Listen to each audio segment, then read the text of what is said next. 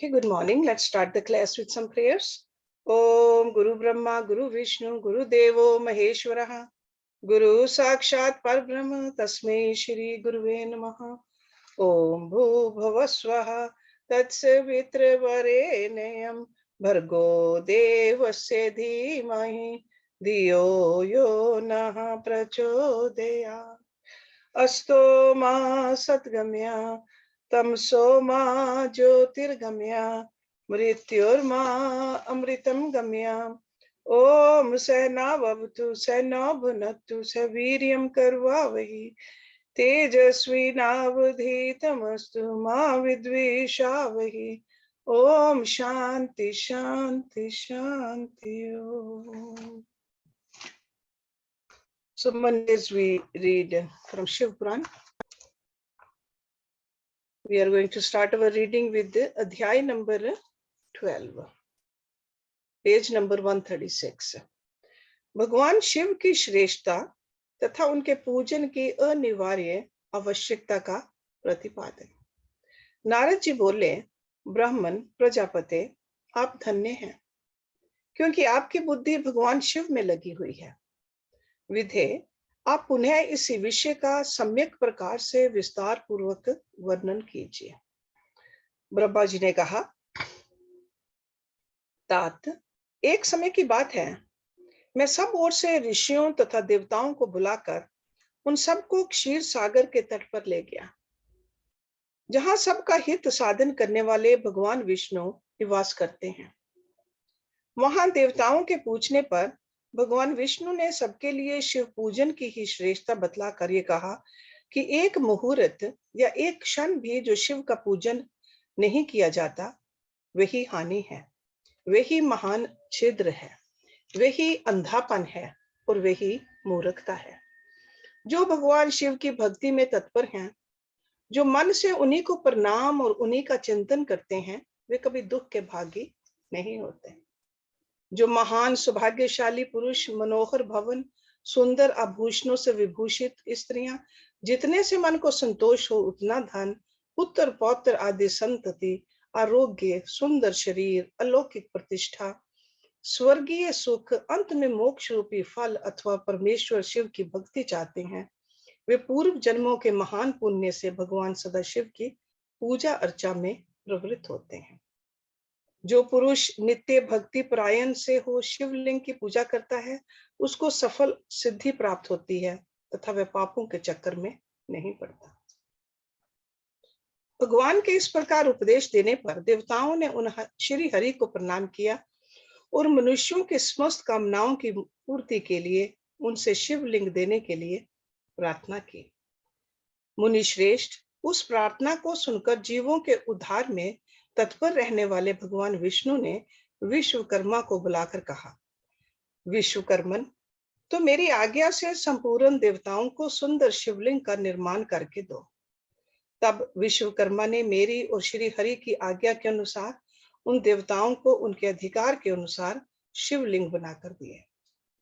मुनि श्रेष्ठ नारद, किस देवता को कौन सा शिवलिंग प्राप्त हुआ, इसका वर्णन आज मैं कर रहा हूं, उसे सुनो। इंद्र पद्म राग मणि के बने हुए शिवलिंग की और कुबेर सुवर्ण में लिंग की पूजा करते हैं। धर्म पीतमणि में पुखराज के बने हुए लिंग की तथा वरुण श्याम वर्ण के शिवलिंग की पूजा करते हैं। भगवान विष्णु इंद्र नीलमय तथा ब्रह्मा हेम में लिंग की पूजा करते हैं। मुने विश्व देवगण चांदी के शिवलिंग की, वसुगण पीतल के बने हुए लिंग की तथा दोनों अश्विनी कुमार पार्थिव लिंग की पूजा करते हैं। लक्ष्मी देवी स्फटिक में लिंग की, आदित्य गण ताम्र में लिंग की, राजा सोम मोती के बने हुए लिंग की तथा अग्निदेव वज्र हीरे के लिंग की उपासना करते हैं। श्रेष्ठ ब्राह्मण और उनकी पत्नियां मिट्टी के बने हुए शिवलिंग का, मयासुर चंदन निर्मित लिंग का और नागगण मूंगे के बने हुए शिवलिंग का आदर पूर्वक पूजन करते हैं। देवी मक्खन के बने हुए लिंग की, योगी जन भस्म में लिंग की, यक्षगण दधि निर्मित लिंग की, छाया देवी आटे से बनाए हुए लिंग की और ब्रह्म पत्नी रतन में शिवलिंग की निश्चित रूप से पूजा करती हैं। बानासुर पारद या पार्थिव लिंग की पूजा करता है। दूसरे लोग भी ऐसा ही करते हैं। ऐसे ऐसे शिवलिंग बनाकर विश्वकर्मा ने विभिन्न लोगों को दिए तथा वे सब देवता और ऋषि उन लिंगों की पूजा करते हैं। भगवान विष्णु ने इस तरह देवताओं को उनके हित की कामना से शिवलिंग देकर उनसे तथा मुझ ब्रह्मा से पिनाक पानी महादेव के पूजन की विधि भी बताई। पूजन विधि संबंधी उनके वचनों को सुनकर देव शिरोमणियों सहित मैं ब्रह्मा हृदय में हर्ष लिए अपने धाम में आ गया। मुने, वहां आकर मैंने समस्त देवताओं और ऋषियों को शिव पूजा की उत्तम विधि बताई जो संपूर्ण अभीष्ट वस्तुओं को देने वाली है। So the meaning of all this is Shivlinga, no matter what material it's made up of, as long as you see the Shiv Bhagwan in it, you see the God in it, that is more important, not the which metal or which pathar it's made out of. Okay? उस समय मुझ ब्रह्मा ने कहा, देवताओं सहित समस्त ऋषियों, तुम प्रेम परायण होकर सुनो। मैं प्रसन्नता पूर्वक तुमसे शिव पूजन की उस विधि का वर्णन करता हूँ जो भोक्ष और मोक्ष देने वाली है। देवताओं और मुनीश्वरों, समस्त जंतुओं में मनुष्य जन्म प्राप्त करना प्रायः दुर्लभ है। उनमें भी उत्तम कुल में जन्म तो और भी दुर्लभ है। उत्तम कुल में भी आचारवान ब्राह्मणों के यहाँ उत्पन्न होना उत्तम पुण्य से ही संभव है। यदि वैसा जन्म सुलभ हो जाए तो भगवान शिव के संतोष के लिए उस उत्तम कर्म का अनुष्ठान करें जो अपने वर्ण और आश्रम के लिए शास्त्रों द्वारा प्रतिपादित है। जिस जाति के लिए जो कर्म बताया गया है उसका उल्लंघन ना करें। जितनी संपत्ति हो उसके अनुसार ही दान करें। कर्म में सहस्रों यज्ञों से तपो यज्ञ बढ़कर है। सहस्रों तपो यज्ञों से जप यज्ञ का महत्व अधिक है। ध्यान यज्ञ से बढ़कर कोई वस्तु नहीं है। ध्यान ज्ञान का साधन है, क्योंकि योगी ध्यान के द्वारा अपने इष्ट देव समरस शिव का साक्षात्कार करता है। ध्यान यज्ञ में तत्पर रहने वाले उपासक के लिए भगवान शिव सदा ही सम्निहित हैं। जो विज्ञान से संपन्न हैं, उन पुरुषों की शुद्धि के लिए किसी प्रायश्चित आदि की आवश्यकता नहीं है। मनुष्य को जब तक ज्ञान की प्राप्ति ना हो तब तक वह विश्वास दिलाने के लिए कर्म से ही भगवान शिव की आराधना करे। जगत के लोगों को एक ही परमात्मा अनेक रूपों में अभिव्यक्त हो रहा है। एकमात्र भगवान सूर्य एक स्थान में रहकर भी जलाशय आदि विभिन्न वस्तुओं में अनेक से दिखते हैं। देवताओं, संसार में जो जो सत्य या असत वस्तु देखी या सुनी गई जाती है वह सब पर ब्रह्म शिव रूप ही है, ऐसा समझो। जब तक तत्व ज्ञान ना हो जाए तब तक प्रतिमा की पूजा आवश्यक है। ज्ञान के अभाव में भी जो प्रतिमा पूजा की अवहेलना करता है उसका पतन निश्चित है। इसलिए ब्राह्मणों, ये यथार्थ बात सुनो। अपनी जाति के लिए जो कर्म बताया गया है उसका प्रयत्न पूर्वक पालन करना चाहिए। जहां जहां यथावत भक्ति हो उस आराध्य देव का पूजन आदि अवश्य करना चाहिए, क्योंकि पूजन और दान आदि के बिना पातक दूर नहीं होते। जैसे मैले कपड़े में रंग बहुत अच्छा नहीं चढ़ता है, किंतु जब उसको धोकर स्वच्छ कर लिया जाता है तब उस पर सब रंग अच्छी तरह चढ़ते हैं। उसी तरह देवताओं की भली भांति पूजा से जब त्रिविध शरीर पूर्णतया निर्मल हो जाता है तभी उस पर ज्ञान का रंग चढ़ता है और तभी विज्ञान का प्राकट्य होता है। जब विज्ञान हो जाता है तब भेदभाव की निवृत्ति हो जाती है।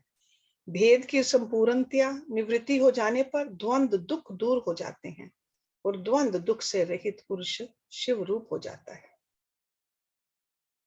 मनुष्य जब तक गृहस्थ आश्रम में रहे तब तक पांचों देवताओं की तथा उनमें श्रेष्ठ भगवान शंकर की प्रतिमा का उत्तम प्रेम के साथ पूजन करें, अथवा जो सबके एकमात्र मूल हैं उन भगवान शिव की ही पूजा सबसे बढ़कर है, क्योंकि मूल के सींचे जाने पर शाखा स्थानीय संपूर्ण देवता स्वतः तृप्त हो जाते हैं। अतः जो संपूर्ण मनोवांछित फलों को पाना चाहता है वे अपने अभीष्ट की सिद्धि के लिए समस्त प्राणियों के हित में तत्पर रहकर लोक कल्याणकारी भगवान शंकर का पूजन करें। शिव पूजन की सर्वोत्तम विधि का वर्णन। ब्रह्मा जी कहते हैं, अब मैं पूजा की सर्वोत्तम विधि बता रहा हूं, जो समस्त अभीष्ट तथा सुखों को सुलभ कराने वाली है। देवताओं तथा ऋषियों, तुम ध्यान देकर सुनो। उपासक को चाहिए कि वह ब्रह्म मुहूर्त में शयन से उठकर जगदम्बा पार्वती सहित भगवान शिव का स्मरण करे तथा हाथ जोड़ मस्तक झुकाकर भक्ति पूर्वक उनसे प्रार्थना करे। देवेश्वर, उठिए उठिए, मेरे हृदय मंदिर में शयन करने वाले देवता उठिए, उमाकांत उठिए और ब्रह्मांड में सबका मंगल कीजिए। मैं धर्म को जानता हूं, किंतु मेरी उसमें प्रवृत्ति नहीं होती। मैं अधर्म को जानता हूं, परंतु मैं उससे दूर नहीं हो पाता। महादेव, आप मेरे हृदय में स्थित होकर मुझे जैसी प्रेरणा देते हैं, वैसा ही मैं करता हूँ। इस प्रकार भक्ति पूर्वक कहकर और गुरुदेव की चरण पादुकाओं का स्मरण करके गांव से बाहर दक्षिण दिशा में मल मूत्र का त्याग करने के लिए जाए। मल त्याग करने के बाद मिट्टी और जल से धोने के द्वारा शरीर की शुद्धि करके दोनों हाथों और पैरों को धोकर दत्वन करें। सूर्योदय होने से पहले ही दत्वन करके मुंह को 16 बार जल की अंजलियों से धोए। देवताओं तथा ऋषियों, षष्ठी, प्रतिपदा, अमावस्या और नवमी तिथियों तथा रविवार के दिन शिव भगत को यत्न पूर्वक दत्वन को त्याग देना चाहिए। अवकाश के अनुसार नदी आदि में जाकर अथवा घर में ही भली भांति स्नान करें। मनुष्य को देश और काल के विरुद्ध स्नान नहीं करना चाहिए। रविवार, श्राद्ध, संक्रांति, ग्रहण, महादान, तीर्थ, उपवास दिवस अथवा अशौच के प्राप्त होने पर मनुष्य गर्म जल से स्नान न करे। शिव भगत मनुष्य तीर्थ आदि में प्रवाह के सन्मुख होकर स्नान करे। जो नहाने के पहले तेल लगाना चाहे, उसे विहित एवं निषिद्ध दिनों का विचार करके ही तेल अभ्यंग करना चाहिए। जो प्रतिदिन नियम पूर्वक तेल लगाता हो, उसके लिए किसी दिन भी तेल अभ्यंग दूषित नहीं है, अथवा जो तेल इत्र आदि से वासित हो, उसका लगाना किसी दिन भी दूषित नहीं है। सरसों का तेल ग्रहण को छोड़कर दूसरे किसी दिन भी दूषित नहीं होता। इस तरह देश काल का विचार करके ही विधि पूर्वक स्नान करे। स्नान के समय अपने मुख को उत्तर अथवा पूर्व की ओर रखना चाहिए।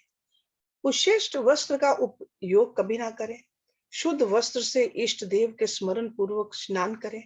फिर वस्त्र को दूसरे ने धारण किया हो अथवा जो दूसरे के पहनने की वस्तु हो तथा जिसे स्वयं रात में धारण किया गया हो, वह वस्त्र उच्छिष्ट कहलाता है। उससे तभी स्नान किया जा सकता है जब उसे धो लिया गया हो। स्नान के पश्चात देवताओं, ऋषियों और पितरों की तृप्ति देने वाला स्नानांग तर्पण करना चाहिए। उसके बाद धुला हुआ वस्त्र पहने और आचमन करें।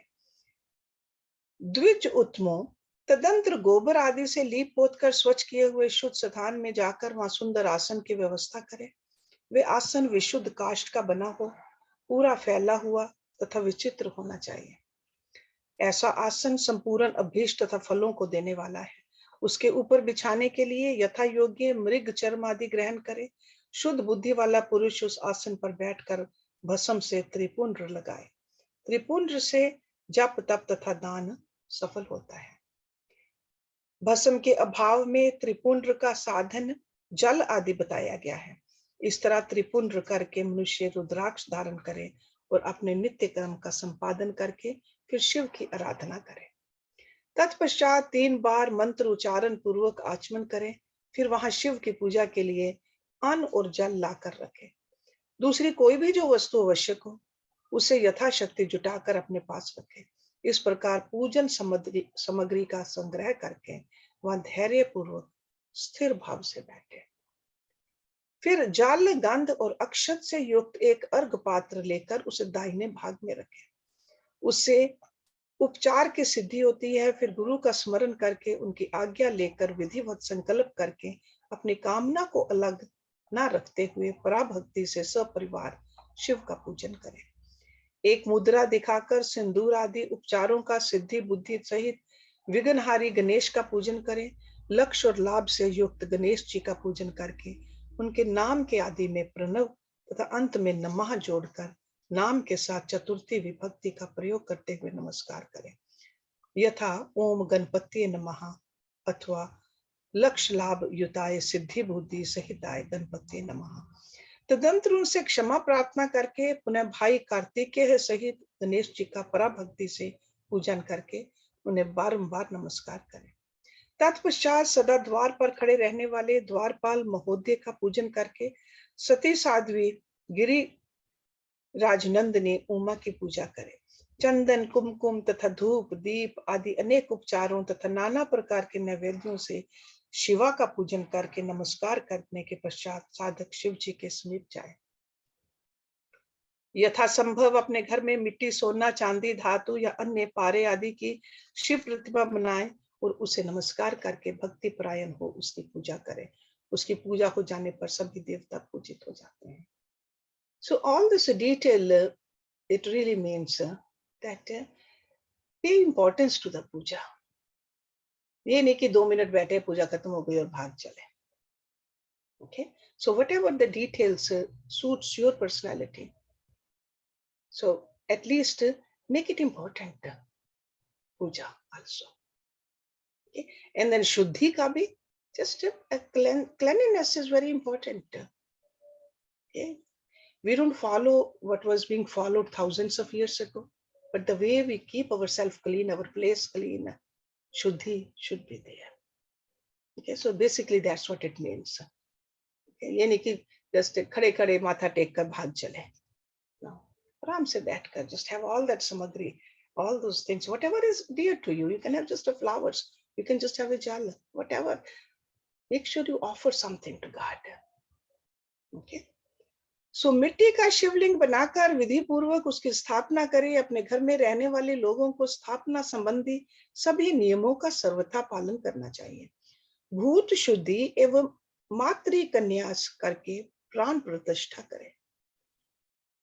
शिवालय में दिक्पालों की भी स्थापना करके उनकी पूजा करें। घर में सदा मूल मंत्र का प्रयोग करके शिव की पूजा करनी चाहिए।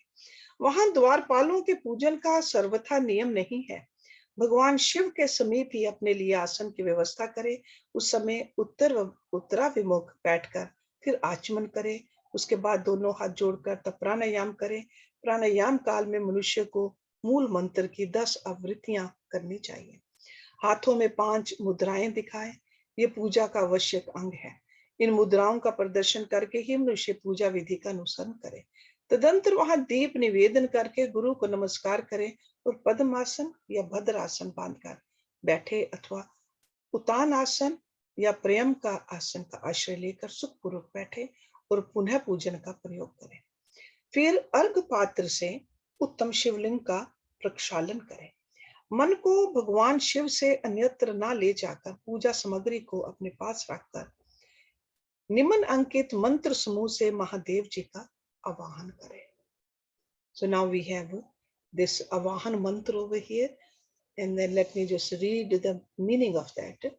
जो कैलाश के शिखर पर निवास करते हैं, पार्वती देवी के पति हैं, समस्त देवताओं से उत्तम हैं, जिनके स्वरूप का शास्त्रों में यथावत वर्णन किया गया है, जो निर्गुण होते हुए भी गुण रूप हैं, जिनके 5 मुख 10 भुजाएं और प्रत्येक मुखमंडल में 3-3 नेत्र हैं, जिनकी ध्वजा पर वृषभ का चिन्ह अंकित है, अंग कांति कर्पूर के समान गौर है, जो दिव्य रूपधारी चंद्रमा रूपी मुकुट से सुशोभित तथा सिर पर जटाजूट धारण करने वाले हैं, जो हाथी की खाल पहनते और व्याघ्र चर्म ओढ़ते हैं, जिनका स्वरूप शुभ है, जिनके अंगों में वासुकी आदि नाग लिपटे रहते हैं, जो पिनाक आदि आयुध धारण करते हैं, जिनके आगे 8 सिद्धियां निरंतर नृत्य करती रहती हैं, भगत समुदाय जय जयकार करते हुए जिनकी सेवा में लगे रहते हैं, दुसह तेज के कारण जिनकी ओर देखना भी कठिन है, जो देवताओं से सेवित तथा संपूर्ण प्राणियों को शरण देने वाले हैं, जिनका मुखारविंद प्रसन्नता से खिला हुआ है, वेदों और शास्त्रों ने जिनकी महिमा का यथावत गान किया है, विष्णु और ब्रह्मा भी सदा जिनकी स्तुति करते हैं, तथा जो परमानंद स्वरूप हैं, उन भगत वत्सल शंभु शिव का मैं आवाहन करता हूं। इस प्रकार सांब शिव का ध्यान करके उनके लिए आसन दें। चतुर्थ्यंत पद से ही क्रमशः सब कुछ अर्पित करें। यथा सांबाय सदा शिवाय नमः आसनम समर्पयामि इत्यादि। आसन के पश्चात भगवान शंकर को पाद्य और अर्घ दे। फिर परमात्मा शंभु को आचमन कराकर पंचामृत संबंधी द्रव्यों द्वारा प्रसन्नता पूर्वक शंकर को स्नान करावे। वेद मंत्रों अथवा समंत्रक चतुर्थी अंत नाम पदों का उच्चारण करके भक्ति पूर्वक यथा योग्य समस्त द्रव्य भगवान को अर्पित करें। अभीष्ट द्रव्य को शंकर के ऊपर चढ़ाए। फिर भगवान शिव को वारुण स्नान कराए। स्नान के पश्चात उनके श्री अंगों में सुगंधित चंदन तथा अन्य द्रव्यों का यत्न पूर्वक लेप करे। फिर सुगंधित जल से ही उनके ऊपर जलधारा गिराकर अभिषेक करे। वेद मंत्रों, छठ अंगों अथवा शिव के 11 नामों द्वारा यथा अवकाश जलधारा चढ़ाकर वस्त्र से शिवलिंग को अच्छी तरह पहुंचे। फिर आचमन अर्थ जल दे और वस्त्र समर्पित करे। नाना प्रकार के मंत्रों द्वारा भगवान शिव को तिल, जौ, गेहूं, मूंग और उड़द अर्पित करे। फिर 5 मुख वाले परमात्मा शिव को पुष्प चढ़ाए। प्रत्येक मुख पर ध्यान के अनुसार यथोचित अभिलाषा करके कमल, शतपत्र, शंख पुष्प, कुश पुष्प, धतूर, मंदार, द्रोण पुष्प, तुलसी दाल और बिल्व पत्र चढ़ाकर पराभक्ति के साथ भगत वत्सल भगवान शंकर की विशेष पूजा करें। अन्य सब वस्तुओं का अभाव होने पर शिव को केवल बिल्व पत्र ही अर्पित करें। बिल्व पत्र समर्पित होने से ही शिव की पूजा सफल होती है। तत्पश्चात सुगंधित चूर्ण तथा सुवासित उत्तम तैल विविध वस्तुएं बड़े हर्ष के साथ भगवान शिव को अर्पित करें। फिर प्रसन्नता पूर्वक गुगुल और अगुरु आदि की धूप निवेदन करें। तदंतर शंकर जी को घी से भरा हुआ दीपक दे। इसके बाद निम्नलिखित मंत्र से भक्ति पूर्वक पुनः अर्घ दे और भाव भक्ति से वस्त्र द्वारा उनके मुख का मार्जन करें। रूपम देहि यशो देहि भोगम देहि च शंकर, भुक्ति मुक्ति फलम देहि गृहीत्व अर्घ्यम नमो अस्तुते। प्रभु शंकर, आपको नमस्कार है। आप इस अर्घ को स्वीकार करके मुझे रूप दीजिए, यश दीजिए, भोग दीजिए तथा भोग और मोक्ष रूपी फल प्रदान कीजिए। इसके बाद भगवान शिव को भांति भांति के उत्तम नैवेद्य अर्पित करें। नैवेद्य के पश्चात प्रेम पूर्वक आचमन कराए। तदंतर सांग उपांग तंबूल बनाकर शिव को समर्पित करे। फिर 5 बत्ती की आरती बनाकर भगवान को दिखाए। उसकी संख्या इस प्रकार है: पैरों में 4 बार, नाभि मंडल के सामने 2 बार, मुख के समक्ष 1 बार तथा संपूर्ण अंगों में 7 बार आरती दिखाए। तत्पश्चात नाना प्रकार के स्तोत्रों द्वारा प्रेम पूर्वक भगवान वृषभ ध्वज की स्तुति करे। तदंतर धीरे धीरे शिव की परिक्रमा करे। परिक्रमा के बाद भगत पुरुष साष्टांग प्रणाम करे और निम्न अंकित मंत्र से भक्ति पूर्वक पुष्पांजलि दे। शंकर, मैंने अज्ञान से या जानबूझकर जो पूजन आदि किया है वह आपकी कृपा से सफल हो। मैं आपका हूं, मेरे प्राण सदा आप में लगे हुए हैं, मेरा चित्त सदा आपका ही चिंतन करता है। ऐसा जानकर हे गौरीनाथ भूतनाथ, आप मुझ पर प्रसन्न होइए। प्रभु, धरती पर जिनके पैर लड़खड़ा जाते हैं उनके लिए भूमि ही सहारा है। उसी प्रकार जिन्होंने आपके प्रति अपराध किए हैं उनके लिए भी आप ही शरण दाता हैं। इत्यादि रूप से बहुत बहुत प्रार्थना करके उत्तम विधि से पुष्पांजलि अर्पित करने के पश्चात पुनः भगवान को नमस्कार करे। फिर निम्न अंकित मंत्र से विसर्जन करना चाहिए। स्वस्थानम गच्छते वेश परिवार युता प्रभो, पूजा काले पुनर्नाथ तव्या अवगंत्यम अदारात। देवेश्वर प्रभु, अब आप परिवार सहित अपने स्थान को पधारे। नाथ, जब पूजा का समय हो तब पुनः आप यहाँ सादर पदार्पण करें। इस प्रकार भगत वत्सल शंकर की बारंबार प्रार्थना करके उनका विसर्जन करे और उस जल को अपने हृदय में लगाए तथा मस्तक पर चढ़ाए। ऋषियों, इस तरह मैंने शिव पूजन की सारी विधि बता दी जो भोग और मोक्ष देने वाली है। अब और क्या सुनना चाहते हैं? Okay? So much detail, whatever suits your personality. So it's not just a Shiv जी की पूजा ऐसे, we have seen Ganesh ji की पूजा similar way we do, Krishna भगवान की पूजा, whoever is your इष्ट देव. So idea behind is just establish a very personal close relationship कि भगवान आए हैं, उनको आसन दिया, उनके पैर धोए, उनको पानी पीने को दिया, उनको खाने को दिया, फूल दिए, सुगंधी वाला इंसेंस दिया, दीप माला दी. So it's like establishing good relationship with God, feeling that God is in front of me. God has come to my house. So this is the whole idea. Okay? जैसे we have a relationship with a lot of other beings, human beings also, and even our pets also, and we do certain things for them. But the most important relationship is a relationship with God. So spending quality time.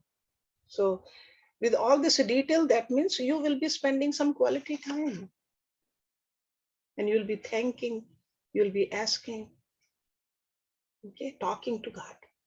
See, in prayers, we always talk to God. Okay? In dhyan, we are trying to listen to God. In prayer, we are talking to God. That's why there are so many mantras. विभिन्न पुष्पों, अन्नों तथा जल आदि की धाराओं से शिव जी की पूजा का महात्म्य है. ब्रह्मा जी बोले, Narad. So this conversation is between Narad ji and Brahma ji. All of this. जो लक्ष्मी प्राप्ति की इच्छा करता हो, वह कमल, बिल्व पत्र, शत पत्र और शंख पुष्प से भगवान शिव की पूजा करे. ब्राह्मण, यदि 1,00,000 की संख्या में इन पुष्पों द्वारा भगवान शिव की पूजा संपन्न हो जाए तो सारे पापों का नाश होता है और लक्ष्मी की भी प्राप्ति हो जाती है, इसमें संशय नहीं है. So this is like a puja where we are looking for some kind of a result. Okay, I want to give this so that I get something back. That's one way to do puja. प्राचीन पुरुषों ने 20 कमलों का एक प्रस्थ बताया है. एक सहस्र बिल्व पत्रों को भी एक प्रस्थ कहा गया है. एक सहस्र शत पत्र से आधे प्रस्थ की परिभाषा की गई है. 16 पलों का एक प्रस्थ होता है. 10 टंकों का एक पल. इस मान से पत्र, पुष्प आदि को तोलना चाहिए. जब पूर्वोक्त संख्या वाले पुष्पों से शिव की पूजा हो जाती है, तब सकाम पुरुष अपने संपूर्ण अभीष्ट को प्राप्त कर लेता है. सकाम मीन्स कामनाओं वाले, विद डिजायर्स. यदि उपासक के मन में कोई कामना ना हो तो वह पूर्वोक्त पूजन से शिव स्वरूप हो जाता है. मृत्युंजय मंत्र का जब 5,00,000 जप पूरा हो जाता है तब भगवान शिव प्रत्यक्ष दर्शन देते हैं. 1,00,000 के जप से शरीर की शुद्धि होती है. दूसरे लाख के जप से पूर्व जन्म की बातों का स्मरण होता है.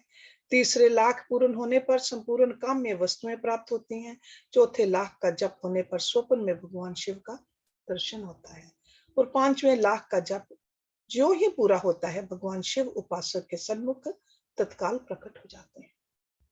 इसी मंत्र का 10,00,000 जप हो जाए तो संपूर्ण फल की सिद्धि होती है. जो मोक्ष की अभिलाषा रखता है वह 1,00,000 दर्भों द्वारा शिव का पूजन करे. मुनि श्रेष्ठ, सर्वत्र लाख की ही संख्या समझनी चाहिए. आयु की इच्छा वाला पुरुष 1,00,000 दुर्वाओं द्वारा पूजन करे. जिसे पुत्र की अभिलाषा हो वह धतूरे के 1,00,000 फलों से पूजा करे. लाल ढंढल वाला धतूरा पूजन में शुभदायक माना गया है. अगस्त के 1,00,000 फूलों से पूजा करने वाले पुरुष को महान यश की प्राप्ति होती है. यदि तुलसी तल से शिव की पूजा करे तो उपासक को भोग और मोक्ष दोनों सुलभ होते हैं. लाल और सफेद आक, अपामार्ग और श्वेत कमल के 1,00,000 फूलों द्वारा पूजा करने से भी उसी फल, मोक्ष और मोक्ष की प्राप्ति होती है. जपा के 1,00,000 फूलों से की हुई पूजा शत्रुओं को मृत्यु देने वाली होती है.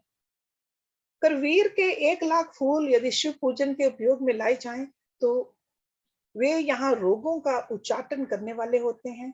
बंदूक के फूलों द्वारा पूजन करने से आभूषण की प्राप्ति होती है. चमेली से शिव की पूजा करके मनुष्य वाहनों को उपलब्ध करता है, इसमें संशय नहीं है.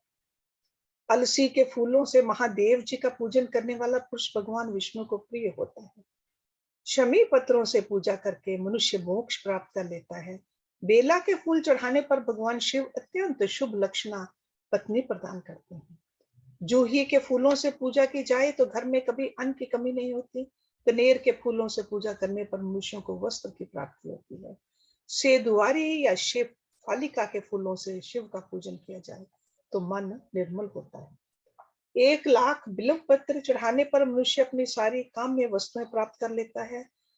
श्रृंगार हार के फूलों से पूजा करने पर सुख संपत्ति की वृद्धि होती है।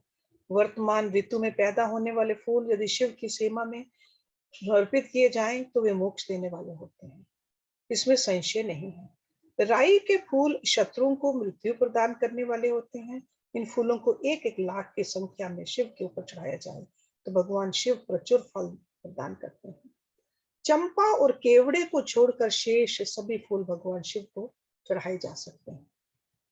विप्रवर, महादेव जी के ऊपर चावल चढ़ाने से मनुष्यों की लक्ष्मी बढ़ती है।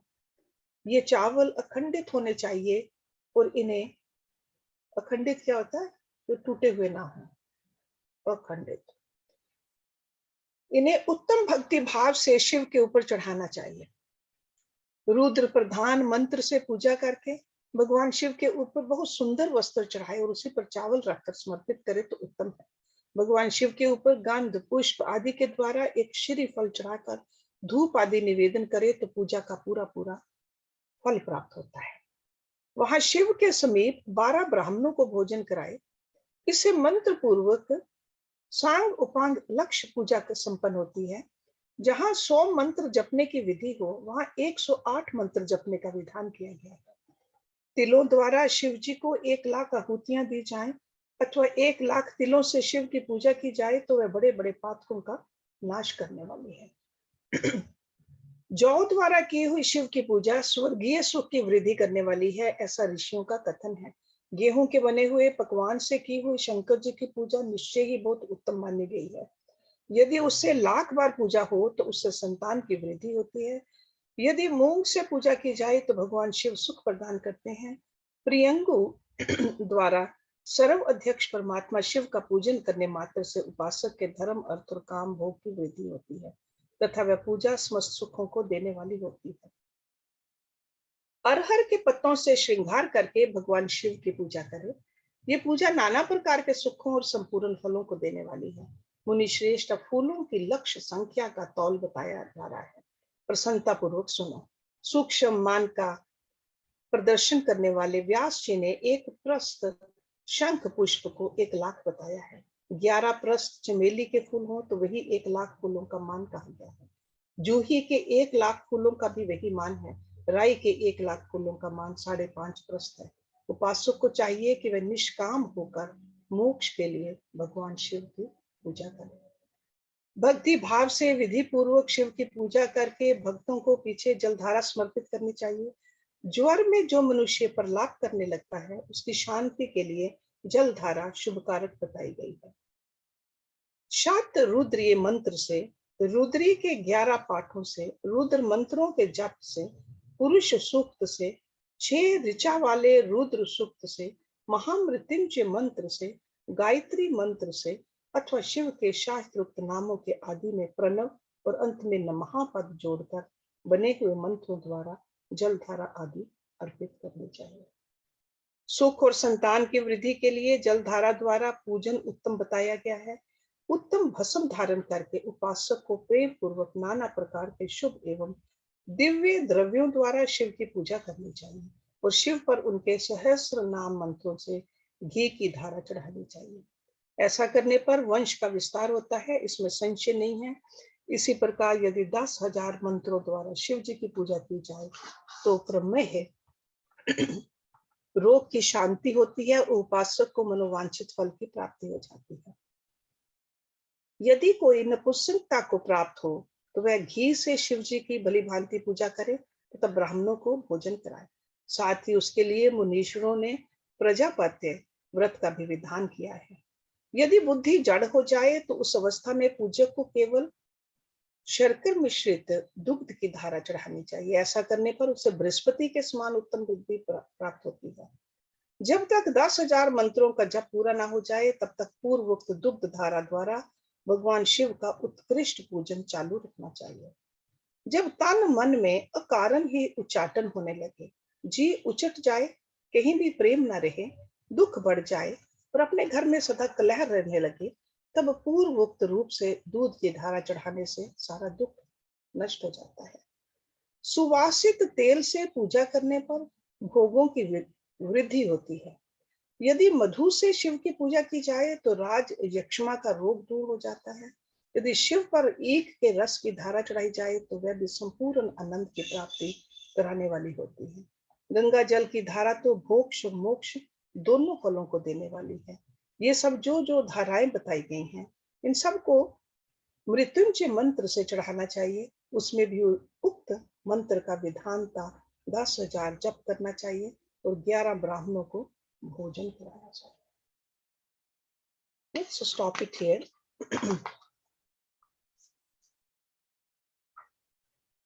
If somebody has a question, otherwise, सृष्टि का वर्णन, I can read that also. So we do have a few more minutes. हर्ष जी, अच्छा बाद में पढ़ने के बाद में पूछती हूँ, एक दो चीज पूछनी है। I think we do have a little bit more बाद में, time. So let me okay, just sure Srishti sure. okay. So तदंतर नारद जी के पूछने पर ब्रह्मा जी बोले, मुने हमें पूर्वोक्त उपदेश देकर जब महादेव जी अंतर ध्यान हो गए, तब मैं उनकी आज्ञा का पालन करने के लिए ध्यान मगन हो कर्तव्य का विचार करने लगा। उस समय भगवान शंकर को नमस्कार करके श्री हरि से ज्ञान पाकर परमानंद को प्राप्त हो मैंने सृष्टि करने का ही निश्चय किया। तात भगवान विष्णु भी वहां सदा शिव को प्रणाम करके मुझे आवश्यक उपदेश दे तत्काल अदृश्य हो गए। वे ब्रह्मांड से बाहर जाकर भगवान शिव की कृपा प्राप्त करके वैकुंठ धाम में जा पहुंचे और सदा वहीं रहने लगे। मैंने सृष्टि की इच्छा से भगवान शिव और विष्णु का स्मरण करके पहले के रचे हुए जल में अपनी अंजलि डालकर जल को ऊपर की ओर उछाला। इसमें वहां एक अंड प्रकट हुआ जो 24 तत्वों का समूह कहा जाता है। विप्रवर वह विराट आकार वाला अंड जड़ रूप की था। उसमें चेतनता ना देखकर मुझे बड़ा संशय हुआ और मैं अत्यंत कठोर तप करने लगा। 12 वर्षों तक भगवान विष्णु के चिंतन में लगा रहा। तात वह समय पूर्ण होने पर भगवान श्री हरि स्वयं प्रकट हुए और बड़े प्रेम से मेरे अंगों का स्पर्श करते हुए मुझसे प्रसन्नता पूर्वक बोले। श्री विष्णु ने कहा, ब्राह्मण तुम वर मांगो, मैं प्रसन्न हूँ। मुझे तुम्हारे लिए कुछ भी अदेय नहीं है। भगवान शिव की कृपा से मैं सब कुछ देने में समर्थ हूँ।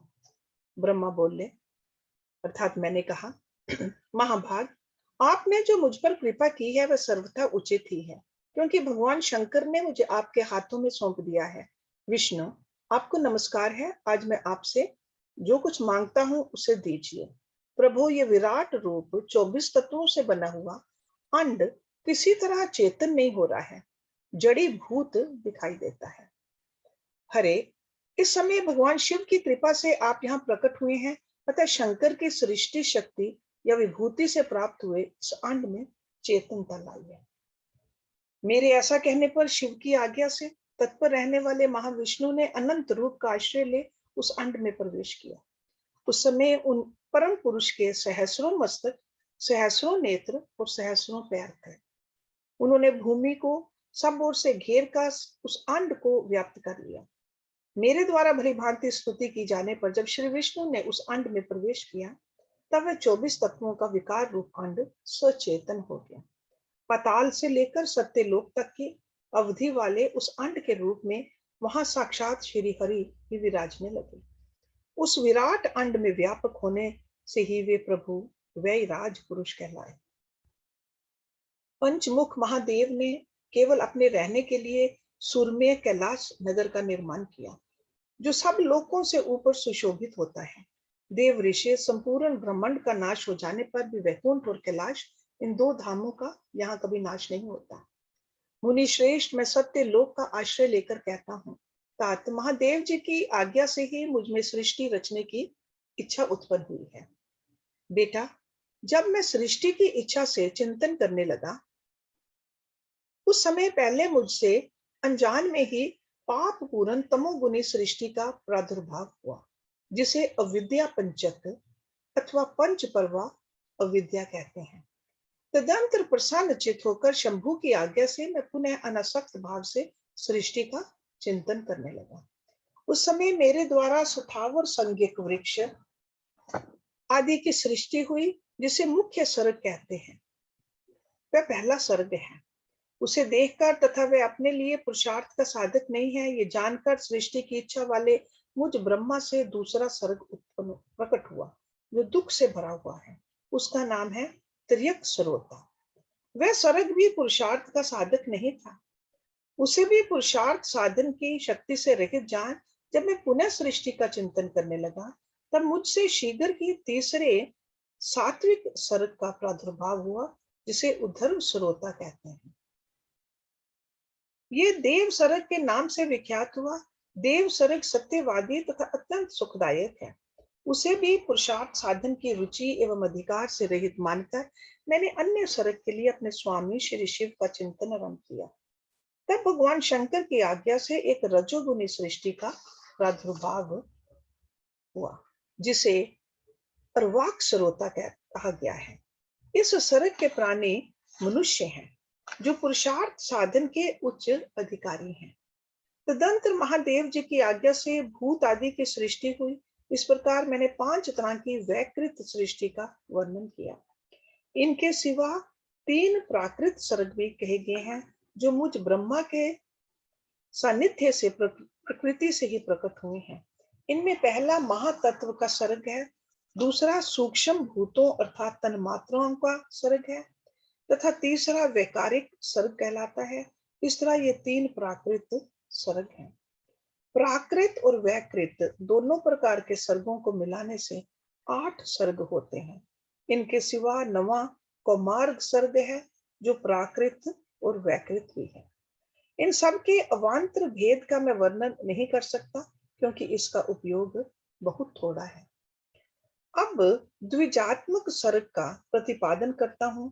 इसी का दूसरा नाम कौमार्ग सर्ग है, जिसमें सनक सनंदन आदि कुमारों की महत्वपूर्ण सृष्टि हुई है। सनक आदि मेरे 4 मानस पुत्र हैं, जो मुझ ब्रह्मा के ही समान हैं। वे महान वैराग्य से संपन्न तथा उत्तम व्रत का पालन करने वाले हुए। उनका मन सदा भगवान शिव के चिंतन में ही लगा रहता है। वे संसार से विमुख एवं ज्ञानी हैं। उन्होंने मेरे आदेश पर ही सृष्टि के कार्य में मन नहीं लगाया। मुनि श्रेष्ठ नारद सनक आदि कुमारों के दिए हुए नकारात्मक उत्तर को सुनकर मैंने बड़ा भयंकर क्रोध प्रकट किया। उस समय मुझ पर मोह छा गया। उस अवसर पर मैंने मन ही मन भगवान विष्णु का स्मरण किया। वे शीघ्र ही आ गए और उन्होंने समझाते हुए मुझसे कहा, तुम भगवान शिव की प्रसन्नता के लिए तपस्या करो। मुनि श्रेष्ठ, श्री हरि ने जब मुझे ऐसी शिक्षा दी, तब मैं महाघोर एवं उत्कृष्ट तप करने लगा। सृष्टि के लिए तपस्या करते हुए मेरी दोनों भौहें और नासिका के मध्य भाग से, जो उनका अपना ही अविमुक्त नामक स्थान है, महेश्वर की 3 मूर्तियों में से अन्यतम पूर्ण अंश सर्वेश्वर एवं दया सागर भगवान शिव अर्धनारीश्वर रूप में प्रकट हुए, जो जन्म से रहित तेज की राशि सर्वज्ञ तथा सर्वस्रष्टा है।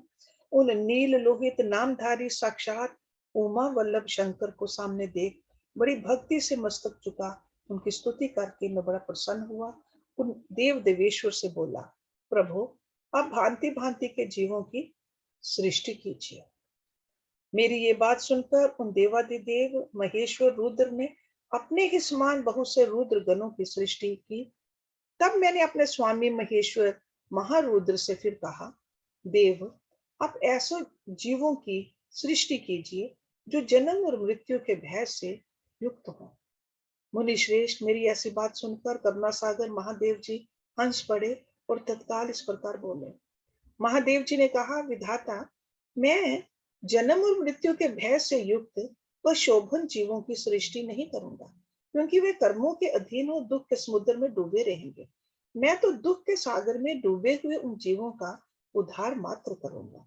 गुरु का स्वरूप धारण करके उत्तम ज्ञान प्रदान कर उन सबको संसार सागर से पार करूंगा। प्रजापते, दुख में डूबे हुए सारे जीव की सृष्टि तो तुम ही करो। मेरी आज्ञा से इस कार्य में प्रवृत्त होने के कारण तुम्हें माया नहीं बांध सकेगी।